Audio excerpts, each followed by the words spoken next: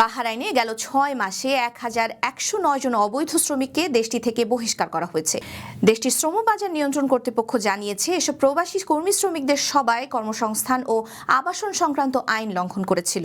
বাহরাইনের শ্রম বাজার নিয়ন্ত্রণ কর্তৃপক্ষ জানিয়েছে, গত সেপ্টেম্বর থেকে চলতি জানুয়ারি পর্যন্ত এই অভিযানগুলো পরিচালিত হয়, যেখানে অবৈধভাবে কাজ করা শ্রমিকদের পাশাপাশি আইন ভঙ্গকারী দোকান, কর্মস্থল ও আবাসন ইউনিটগুলো শনাক্ত করা হয়। গেল ডিসেম্বর ও এই জানুয়ারি মাসে ৯৭ জন আইন লঙ্ঘনকারীকে দেশ থেকে বহিষ্কার করা হয়েছে। তবে তারা কোন দেশের নাগরিক সে বিষয়ে কিছু জানা যায়নি। জানুয়ারির প্রথম সপ্তাহে মোট ৩৪২টি অভিযান পরিচালিত হয়, যাতে ১৮ জনকে আটক করা হয় এবং ১২৭ জনকে দেশ থেকে বহিষ্কার করা হয়।